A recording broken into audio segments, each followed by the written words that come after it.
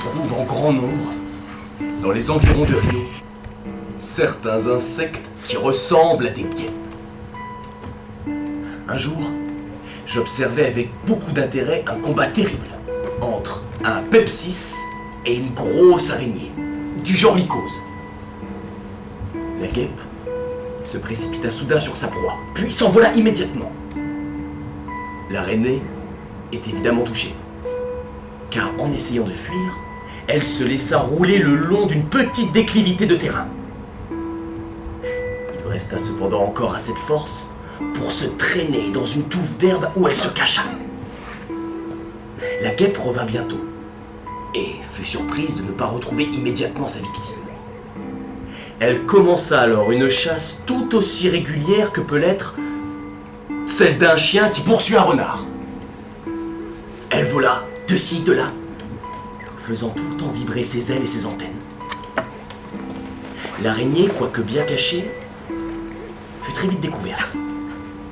Et la guêpe, redoutant encore évidemment les mâchoires de son adversaire, manœuvra avec soin pour se rapprocher d'elle et finit par lui infliger 2 piqûres sur le côté inférieur du thorax.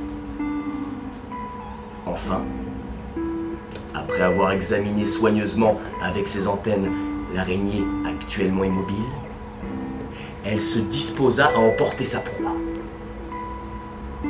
Mais je me saisis du tyran et de sa victime.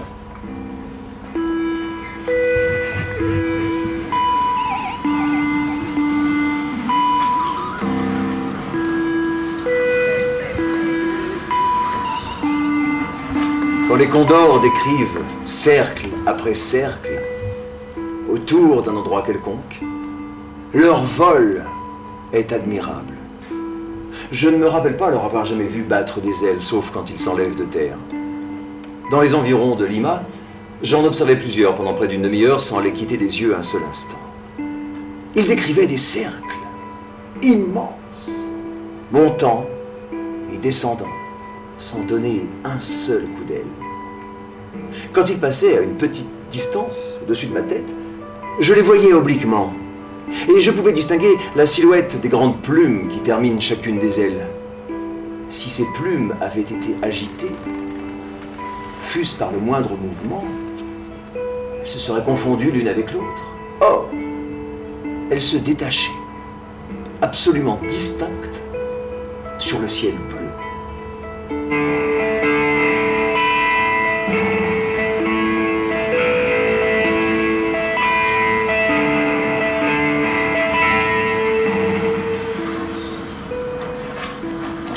Le Beagle fait le tour de l'île Chatham, dans les îles du Galapagos, et jette l'ancre dans plusieurs baies. Je passe une nuit à terre, dans une partie de l'île où il y a un nombre extraordinaire de petits cônes noirs tronqués peu élevés. J'en compte 60, tous surmontés par des cratères plus ou moins parfaits. La forme régulière de ces nombreux cratères donne au pays un aspect tout artificiel, qui me rappelle vivement celui des parties du Staffordshire, où il y a beaucoup de hauts fonds. Il faisait horriblement chaud. J'éprouvais une fatigue incroyable à me traîner sur cette surface rugueuse. Mais l'aspect étrange de cette scène cyclopéenne compensait et au-delà mes fatigues. Pendant ma promenade, je rencontrai 2 immenses tortues. Chacune d'elles devait peser au moins 200 livres. L'une mangeait un morceau de cactus. Quand je m'approchai d'elle, elle me regarda avec attention, puis s'éloigna lentement.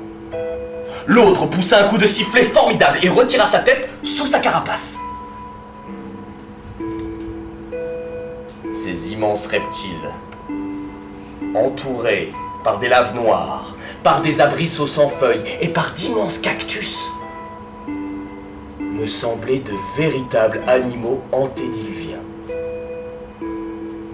Les quelques oiseaux aux couleurs sombres que je rencontrais ça et là n'avaient pas plus l'air de s'occuper de moi que ces grosses tortues.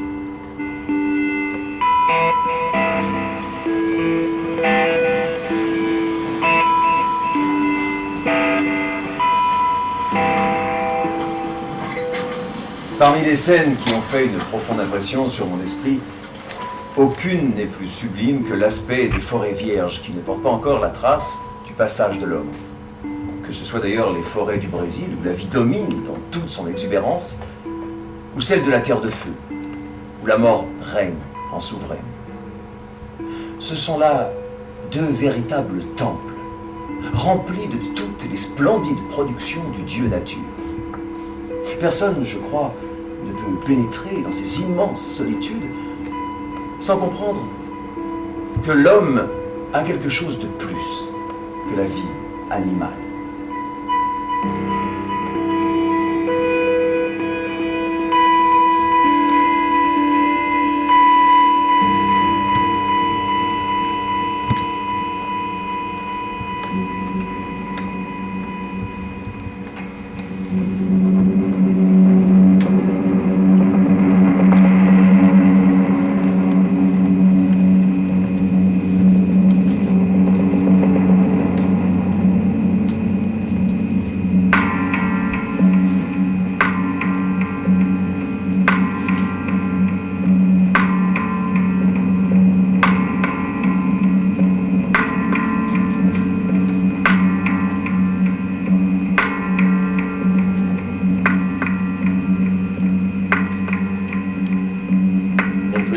La sélection naturelle scrute à chaque instant et dans le monde entier les variations les plus légères.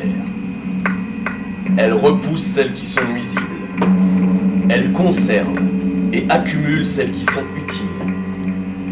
Elle travaille en silence, insensiblement, partout et toujours, dès que l'occasion s'en présente, pour améliorer tous les êtres organisés relativement à leurs conditions d'existence organique et inorganique.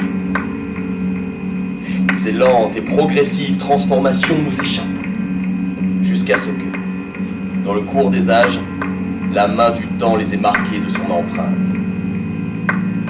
Et alors, nous nous rendons si peu compte des longues périodes géologiques écoulées, que nous nous contentons de dire que les formes vivantes sont aujourd'hui différentes de ce qu'elles étaient autrefois.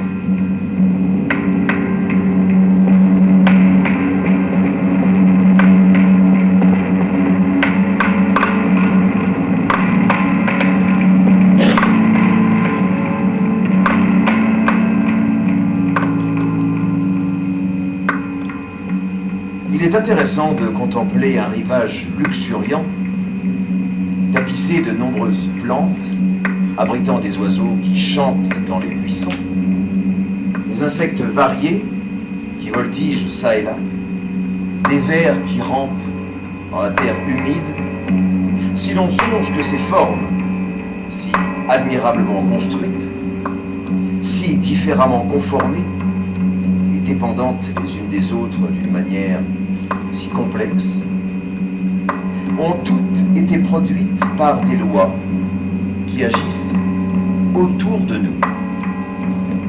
Ces lois, prises dans leur sens le plus large, sont la loi de croissance et de reproduction, la loi d'hérédité, qu'implique presque la loi de reproduction, la loi de variabilité, résultant de l'action directe ou indirecte, des conditions d'existence, de l'usage ou du défaut d'usage, la loi de multiplication des espèces, en raison assez élevée pour amener la lutte pour l'existence, la sélection naturelle, la divergence des caractères et l'extinction des formes moins perfectionnées. Le résultat direct de cette guerre de la nature, qui se traduit par la famine ou la mort, est donc le fait le plus admirable que nous puissions concevoir, à savoir la production d'animaux supérieurs. N'y a-t-il pas une véritable grandeur dans cette manière d'envisager la vie, avec ses puissances diverses attribuées primitivement par le Créateur à un petit nombre de formes, ou même à une seule?